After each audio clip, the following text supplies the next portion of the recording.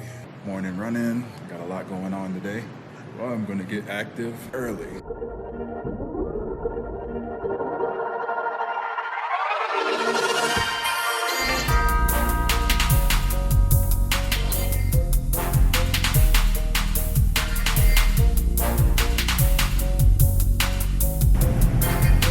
That's the way to start the day. I'm gonna share 5 of my favorite moments in my basketball career and 5 of my not so favorite moments. Ooh, had to get myself pumped up for that one. I don't know if I'm ready for this. Let's go make that good breakfast shake and get this day going.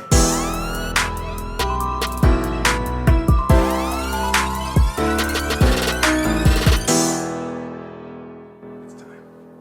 I make these things almost every day and the ingredients are decent, but sometimes they don't turn out right. So let's see how it is today.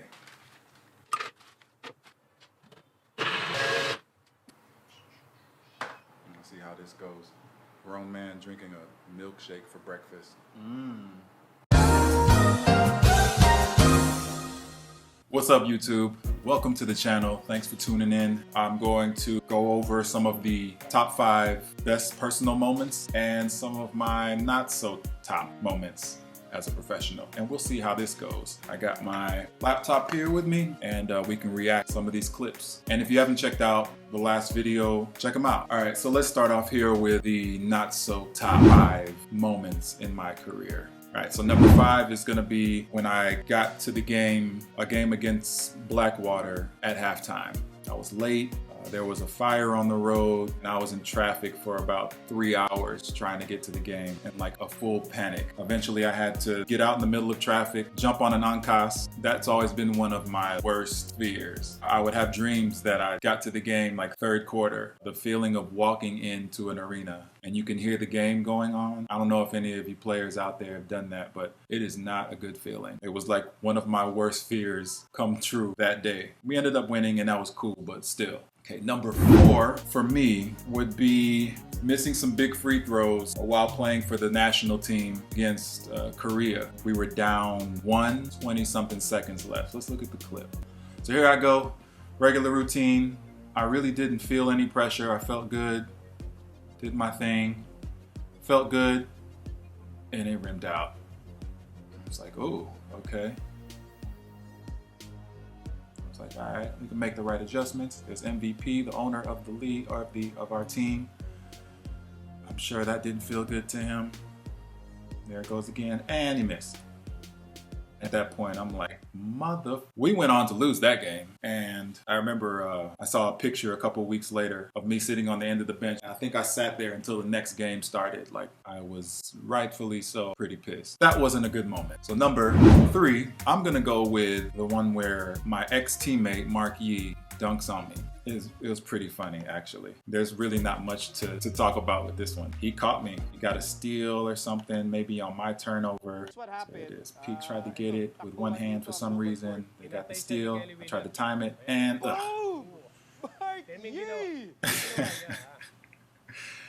the steal. I was about 40 pounds overweight here. Not 40, probably 20. Pete should have just grabbed it with 2 hands. I love you, Pete. You should have grabbed it with 2 hands, and then yeah. And then this right here. Boom! He hit me with the triple X, and I didn't even know he did that until I saw the replay a few weeks later. That was pretty funny, but obviously not one of my greatest moments. Shout out to Mark, that was dope. I think he went down and like got hung on the next one. I wish he had got hung on that one, but it's all good. It happens to the best of us, guys.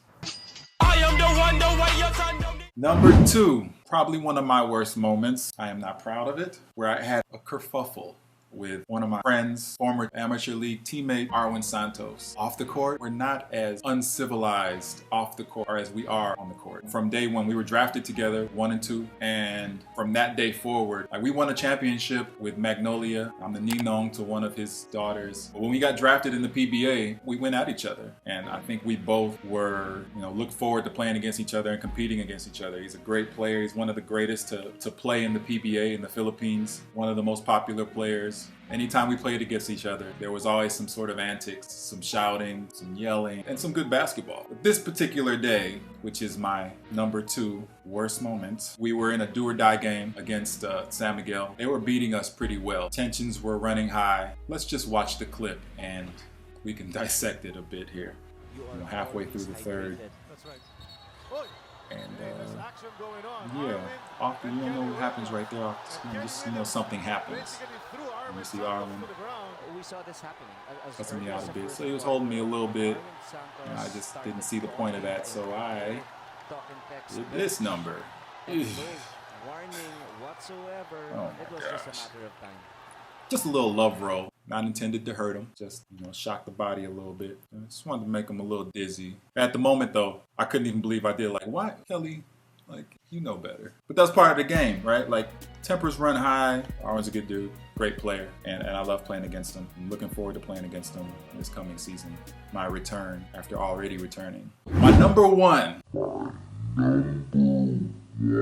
worst moment in my PBA career would have to be, drum roll, please.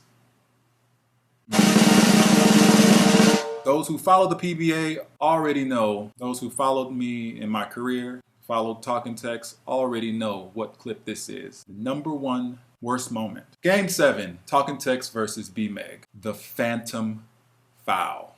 That's what it's called. I didn't name it. That's what I've seen. It's called, in certain clips, some articles, they called it the Phantom Foul. I don't know. You watch and you be the judge. So I'll set it up first. So it's Game 7, the PBA Finals.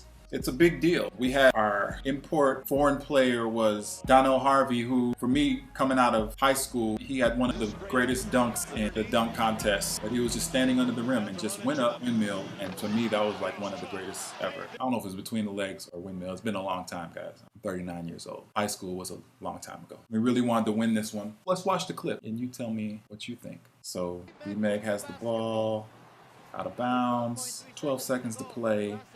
We're up 2. You see me down there switching and banging and holding. Shot goes up. We don't get the rebound. Scramble. 3 seconds, 2 seconds, and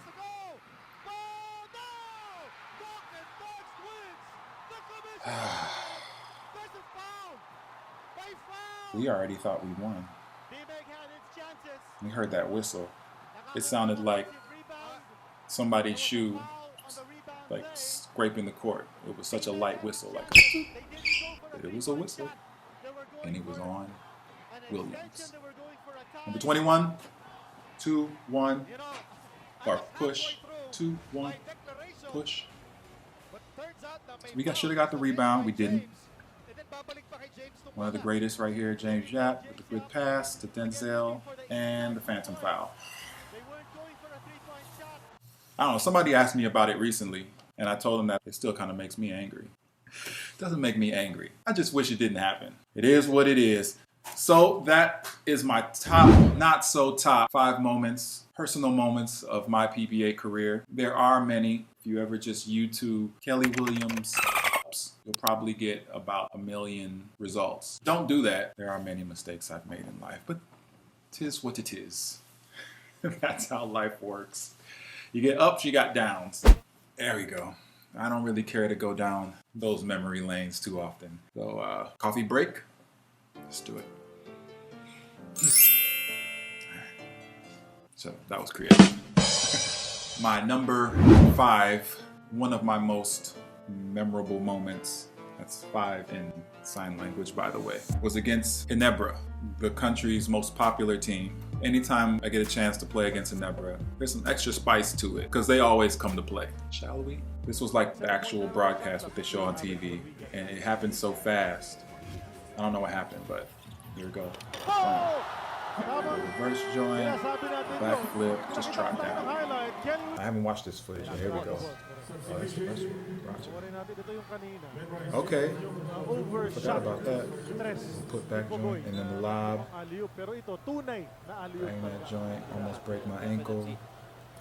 Played it off, flipped it off, started running back. Yeah, now, that's what I do. When I dunk, I don't celebrate too often. When I was in high school, one of my favorite coaches, Benny White, we had a big game, home game, and our point guard, James Theus, I was cutting on the baseline, he dropped it to me, went up, two-hand dunk and one, came down, me and my teammate Mike Helms came down, bank head bouncing with each other.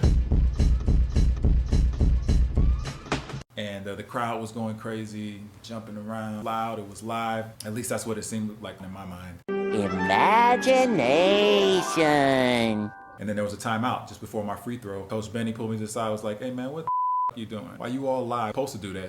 Ever since then, it's kind of stuck with me. I feel the same way. I'm like, I'm supposed to do this kind of stuff. Kids, take note. Great pass, R.R. Pagoy, my teammate.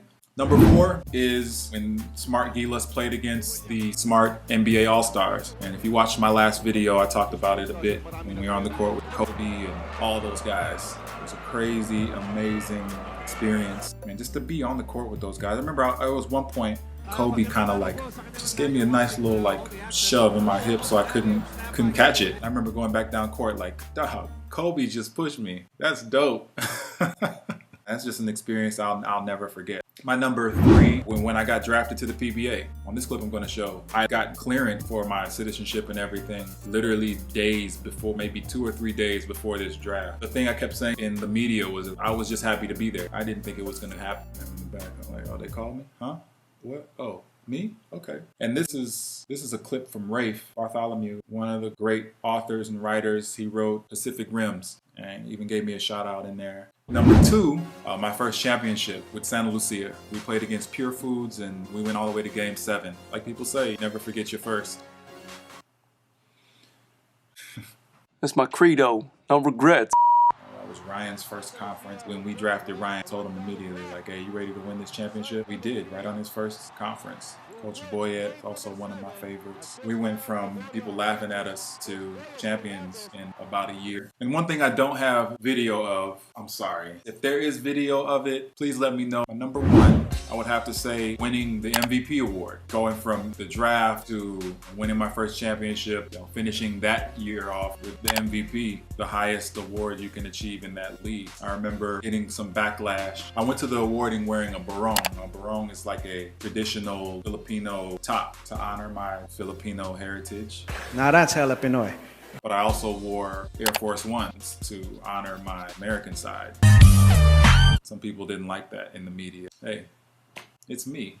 I'm happy I did it. Still, it looked good, I think, to me. If you have video of that, I'd love to see it. You have any favorite moments? Leave it in the comments below, let me know. In the last couple of weeks, I've gotten some messages from people sending me links to these different mixtapes of some of my highlights. I haven't done that in a while, so I'm gonna look through some of them. And maybe I'll do a reaction video to one of the mixtapes. I don't know, is that something you would wanna see? Let me know specifically what you wanna see. All right, so those are my 5 best, well, 5 of my best, 5 of my worst. And you know what, looking back, man, it's really humbling to be able to have this opportunity. When I look at these, I think back to all the things that were happening at that time off the court. Problems at home, issues I was dealing with physically, psychologically because of medications I was on. All the things that were going on, dealing with injuries, and still being able to have those experiences, still being able to have some highlight. The humbling part of it is that I can go on YouTube and Google and see that people have taken time, post a video of me or put together a compilation of my highlights. It's crazy to me. I really can't be anything but grateful. If you're one of those people who have done that, thank you so much. The point of it to me is, regardless of whatever is happening around me, I'm still able to have these types of experiences. I know that I'm just an example. I hope that you understand that that's exactly